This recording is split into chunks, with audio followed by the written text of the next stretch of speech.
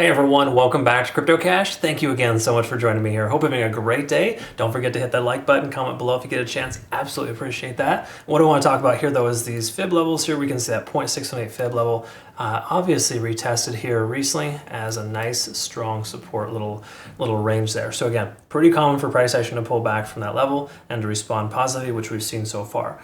However, it does look like we're still even though we've broken free from this descending trend, I think we're still under the 50-day SMA on the 4-hour, which is generally the more favorable indicator to look at, which we are. So we're going to pay attention to that and kind of see where we're at. I'm going to say just loosely, we want to get a closure above that level first before taking it along.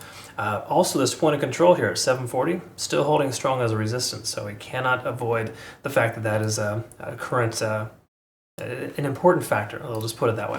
Let's take a look here at the backend data, kind of see what's going on and quickly understand what that looks like. Quick congrats to our community members too. Awesome profits here from our Bitcoin short, 29% in 3 days, and an Aave short over the weekend at 28% too.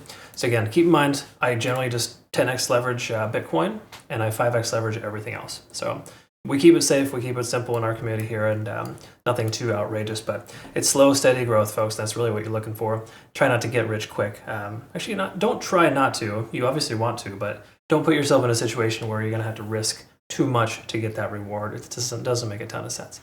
Anyways, let's take a look here. What are we looking at here for liquidation? 676 for the local low. As far as liquidation levels, generally liquidation is going to occur just below most recent lows or just above most recent highs. Okay, so we can kind of see these ranges that we start working within. The key takeaway here is we have more liquidation on the downside than the upside on the shorter time frames here, and that kind of lets me know, hey, there's potential price might pull back a little further. However, we do take a look at the last 30 days. We can see there's a concentration, not a ton, maybe about 100 million at about $8, and then somewhere in the range of 50. Well, there's probably about, I don't know, 200 or 300 million down as low as 550, between 550 and 620. So it just kind of lets us know the rough estimate of range there, okay? And again, roughly 50 million at 6.7. So 6.7 and 8, those are the two areas we want to kind of pay attention to. So 6.7 right there, liquidation level, and then $8 as well. So those are the areas where we see the most amount of liquidation, okay? So which one are we closer to? Honestly, we're a little closer to the bottom because we're below a key level resistance. It would make more sense for the price to continue lower because it's still establishing lower highs and lower lows. Again, the trend is your friend, folks. We understand that. It's important to recognize. People get caught a lot by trying to trade in the transition. Okay, when you have a situation like this where it's obviously we're diverting, people try to take longs just because it's the dip, and that's generally unfavorable. You want to wait for confirmation that the price is actually establishing higher highs, higher lows, and that really generally is going to be a much better trading outcome, right? You're going to be able to trade with a higher success rate because of that. We take a look at all moving averages on the daily, not favorable. We are underneath all of those. Same thing here as well. We're underneath 50 on the RSI.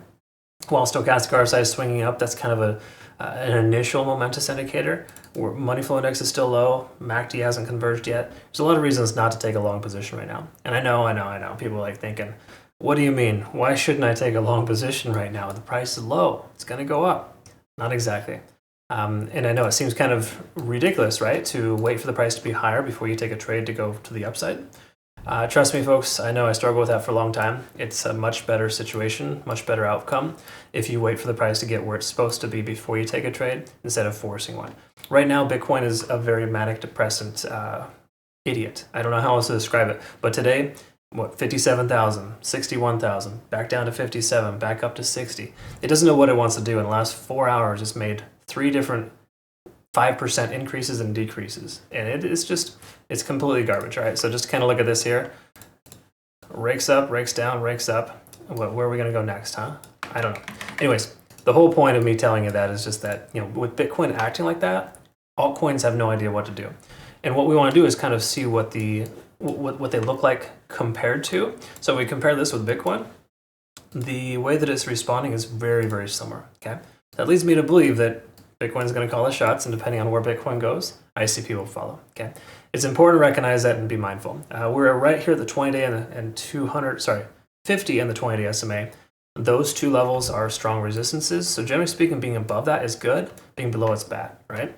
So me personally, if we get a closure at 60,000 or higher today from Bitcoin, and ICP happens to close in the 740 or higher range, I think that would be a solid consideration for a long, just outside looking in, like a bird's eye view, whatever. I think that would be a good consideration because we'd be over some extremely important levels, right? We take a look here, we'd be back up over 50 on the RSI.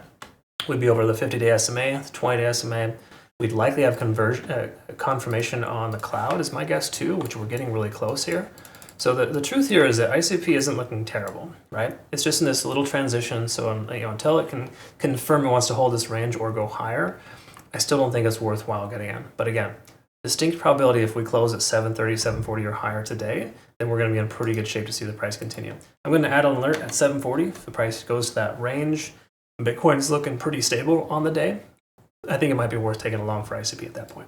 But between now and then, it's best to kind of wait, be patient, pump the brakes. Okay, so that's kind of what we're looking at there, and heaven forbid the price does continue to come back down. Again, 680 range is a good solid support level, and then of course we got this 660 at the lower range here. But keep in mind, with liquidation, we could see somewhere in the range of 5.5 as a worst case scenario. Those are low leverage longs that are probably pretty safe. I'm just letting you know that's a possibility. I don't think it's a probability at this point. So that's kind of where we're at. Those are the levels. Also, bear in mind too, I have a Twitter, Telegram, and Discord where I provide playout charts for specific coins that I cover. So make sure you reference that. And if you're part of our Discord, again, congrats on our shorts, but more importantly, make sure you reference our trade alerts here. I keep providing specific detailed analysis on coins that I'm planning to take trades with. ICP is one of those I've got an eye on right now, looking for a long in the 740 range. Okay. Again, a lot of it hinges on Bitcoin, but if Bitcoin continues to be the way that it's been going, I don't think we're going to see anything like that. Anyways, I hope that works out favorably. Thanks so much again for watching. Do not forget to like the video. Like every video that you watch, I absolutely appreciate that. It just helps get this in front of more people. So, less moon boys get those views and more people get to be able to see real technical analysis instead of just, going to the moon based on one indicator and a fundamental catalyst. Okay. All right, folks. Thanks again. We'll see you in the next one. Have a good rest of your day. Take care.